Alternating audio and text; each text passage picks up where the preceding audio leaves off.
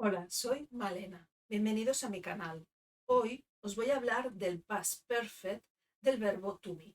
Venga, vamos a ponernos. Empezamos con el caso afirmativo.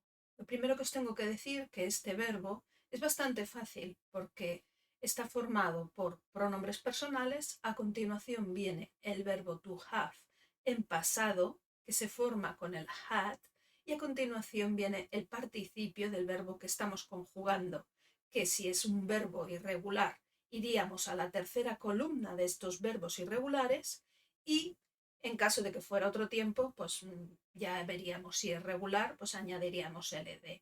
En el caso que ahora mismo estamos tratando, que es el verbo to be, ¿qué nos encontramos? En afirmativo, colocamos los pronombres personales. A continuación, el have, como os he dicho, lo ponemos en pasado, es decir, que pasa a ser had. En todos los pronombres, es decir, que no hay cambio en el he, en el she y en el it, que sería la tercera persona del singular. Y a continuación viene el participio. Si os dais cuenta, en el verbo be, was, were, been, iríamos a la tercera columna, es decir, el been, ¿vale? Entonces, ¿cómo se lee esto?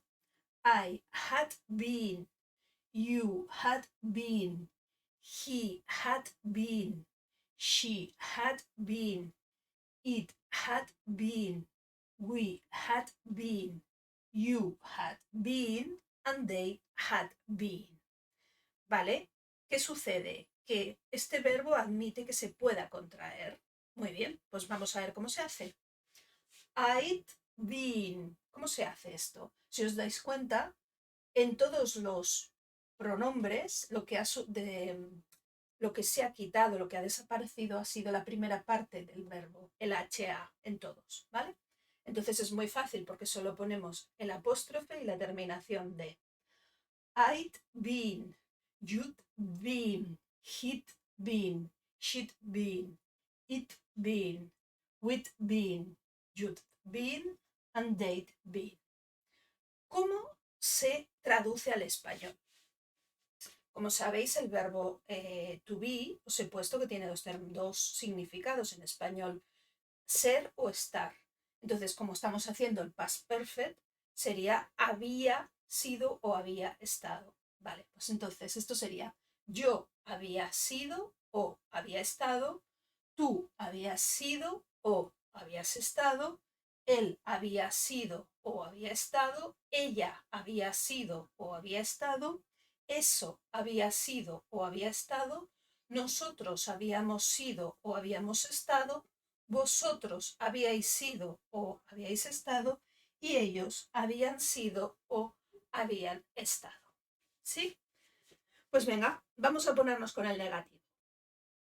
En el caso del negativo nos encontramos que colocamos primero los pronombres personales, a continuación el verbo to have en pasado, que sería el had, la negación not y luego el tiempo de participio, que en este caso es el been, la tercera columna.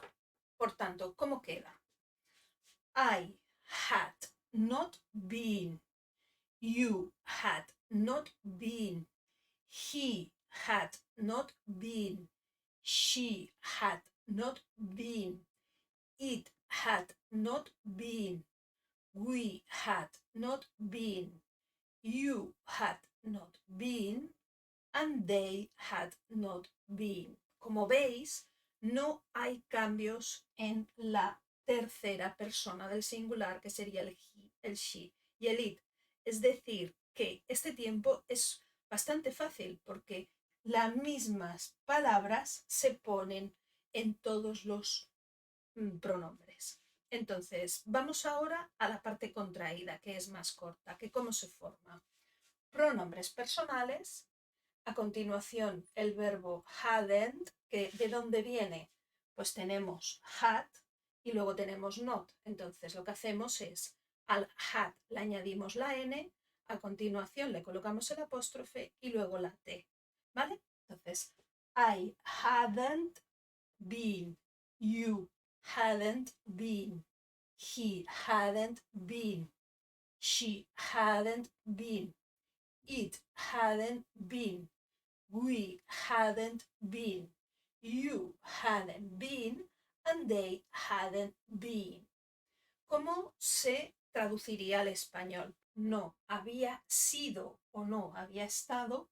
Tú no habías sido o no habías estado. Él no había sido o no había estado. Ella no había sido o estado. Eso no había sido o estado. Nosotros o nosotras no habíamos sido o no habíamos estado.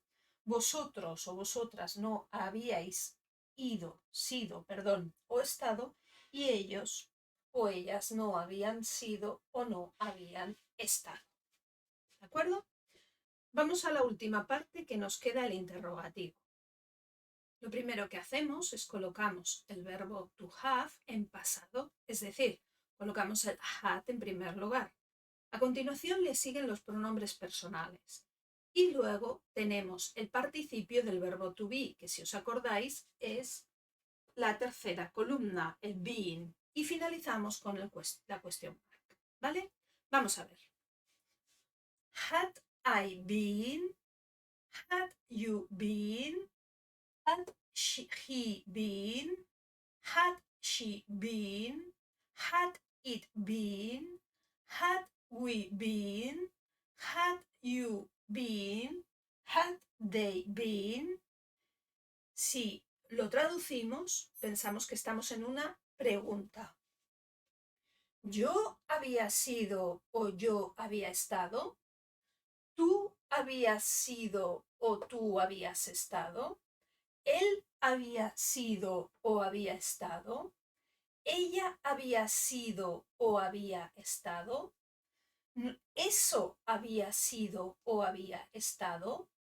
¿Nosotros o nosotras habíamos sido o habíamos estado? ¿Vosotros o vosotras habíais sido o habíais estado? ¿Ellos o ellas habían sido o habían estado? Pues como veis, este tiempo es muy sencillo porque no hay cambios a lo largo de todos los pronombres. Por tanto, si recopilamos un poco toda la información, tenemos que el afirmativo se forma con pronombres personales, a continuación el verbo to have en pasado, que es had, y a continuación la tercera columna sería los verbos irregulares, que en este caso el be es be, was, been, pues cogemos el been, o sea, I had been. Para el he, para el she y para el it sucede lo mismo, no hay cambios. He had been. Esto para el afirmativo.